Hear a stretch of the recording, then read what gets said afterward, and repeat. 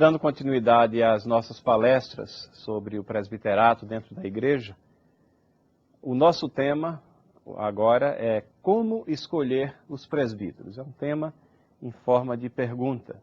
E o texto que eu queria destacar é aquele de Atos, capítulo 14, versículo 23, onde nós lemos: "E promovendo em cada igreja a eleição de presbíteros, depois de orar com jejuns, os encomendaram ao Senhor em quem haviam crido."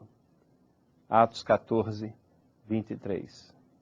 Mas muitos comentaristas, é necessário que a gente saiba disso, que muitos comentaristas chamam a atenção para que o termo bíblico mais indicado seria indicação, baseado nas características que nós temos das Escrituras.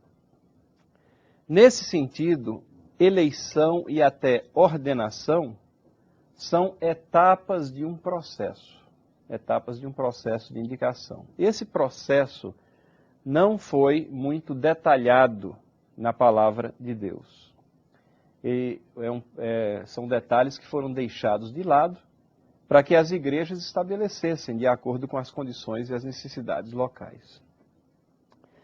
E isso é um fato, a Bíblia realmente traça qualificação e objetivos do presbiterato em considerável detalhe, como nós já vimos nas várias exposições que foram feitas sobre as passagens e sobre temas pertinentes a isso nessas palestras.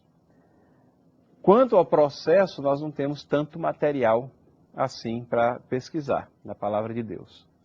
Mas existem alguns pontos básicos que devem nortear as nossas convicções e a nossa prática e a resposta a essa pergunta: como escolher os presbíteros? Vamos então tratar ponto por ponto. Temos 7 pontos aqui que gostaríamos de estar abordando nessa questão. O primeiro deles é que a igreja deve ser cuidadosa na escolha e no preparo. A igreja deve ser cuidadosa na escolha e no preparo. Quando nós olhamos com cuidado os textos bíblicos e vemos as qualificações e os objetivos dos oficiais da igreja, nós vemos que não encontramos muita distinção entre qualificações e objetivos entre presbítero regente e presbítero docente. Todas as qualificações estão ali englobadas numa descrição única, né, em todos os textos onde é tratado. Mas nós sabemos que as exigências, que o treinamento, que até as qualificações, o crivo, o teste, que são colocados em nossas igrejas para o pastor, que são os presbíteros docentes, são infinitamente superiores àquelas colocadas para os presbíteros regentes. Isso é uma realidade, nós lidamos com isso, né? O presbítero docente tem um crivo todo especial e às vezes há até uma desproporção, o foco é voltado todo para o docente e o presbítero regente não tem todo aquele cuidado, todo aquele preparo que exige-se do presbítero docente. É verdade que na palavra de Deus nós encontramos uma diferenciação, uma justificativa para a diferenciação entre regência e docência. Eu admito que é uma justificativa um pouco tênue, um pouco, não tem muita substância, mas ela está lá e não podemos ignorá-la. É aquela que está em 1 Timóteo, capítulo 5, versículo 17. E nós temos a seguinte redação, eu vou citar aqui da Nova Versão Internacional. Os presbíteros que lideram bem a igreja são dignos de dupla honra, especialmente aqueles cujo trabalho é a pregação e o ensino. Vejam, especialmente aqueles cujo trabalho é a pregação e o ensino. Ou seja, qualquer coisa que signifique essa duplicada honra, né, ou essa dupla honra, nós temos aqui uma certa divisão entre os que se dedicam à pregação e ensino e os demais. Então, há uma divisão traçada aqui. Veja como a versão Almeida, revista e atualizada, interpreta essa expressão. Ela diz: devem ser considerados merecedores de dobrados honorários os presbíteros que presidem bem, com especialidade, os que se afadigam na palavra e no ensino. Então a gente pode dizer, bom, a diferença é então na remuneração. Mas se a gente for confrontar com a prática atual, isso não vai ajudar muito o nosso entendimento, pois como os demais presbíteros não são remunerados, o duplo de zero continua sendo zero, né? Então, não explica, não nos ajuda muito em estabelecer que diferença é essa, é duplicado, é um salário diferenciado, é um salário específico, enquanto que os outros não têm, mas é suficiente nós compreendermos que parece existir uma diferença de atuação naquilo que poderia ser considerado, abre aspas, ministério em tempo integral.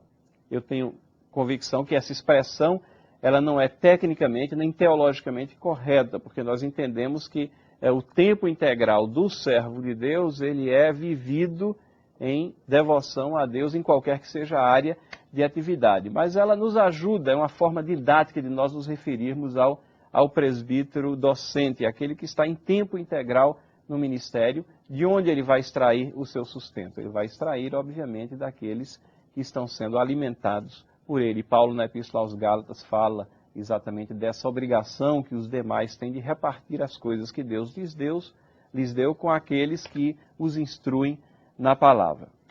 Mas o que eu estou querendo chamar a atenção é que a Bíblia ela não atenua as exigências nas qualificações no preparo para qualquer categoria de oficiais. Se nós podemos vislumbrar essa diferença entre regente e docente, quando nós chegamos na característica, elas estão lá agrupadas, englobadas, tratadas de forma conjunta. E isso deve nos levar a uma constatação e convicção que nós temos sido, como igreja, temos que admitir isso, via de regra, negligentes e descuidados nessa questão do preparo do presbítero regente. E precisamos estar empenhados, como igreja, como líderes, na formação e preparo de outros líderes, para que nós possamos cumprir a determinação que Paulo deu a Timóteo, em 2 Timóteo capítulo 2, 22, quando ele falou de que as verdades devem ser transmitidas a homens fiéis e idôneos para instruir a outros. Nós temos uma cadeia na transmissão das verdades, e se nós não cuidarmos do preparo daqueles que estão à frente para continuarem transmitindo essas verdades, a igreja vai se diluindo em sua doutrina, em sua prática, e nós terminamos numa situação de dificuldade de dissolução teológica. Existe, então, uma grande responsabilidade no Conselho da Igreja em estar envolvido no processo de escolha, no processo de seleção, no processo de instrução, fazendo tudo com ordem e decência, como Paulo escreve em 1 Coríntios 14, 40. E isso significa que vai muito além, mas muito além mesmo, do que simplesmente marcar datas de assembleia, tratar superficialmente do exame de candidatos e ter uma ou duas palavras pastorais e achar que aquilo cumpriu os objetivos no que diz respeito à instrução. Muito antes da submissão do nome à assembleia, deveria ter havido treinamento e a observação detalhada da vida daqueles que estão sendo colocados como candidatos ao oficialato. Quando isso ocorre, o processo que se segue, o processo subsequente, ele é um processo mais tranquilo, mais próximo daquele ideal que é expresso nas Escrituras. Então, o primeiro ponto é esse, que a igreja deve ser cuidadosa nessa questão da escolha e do preparo. E nós temos que reconhecer que é uma área que nós temos descuidado muito. O segundo ponto a ressaltar nessa questão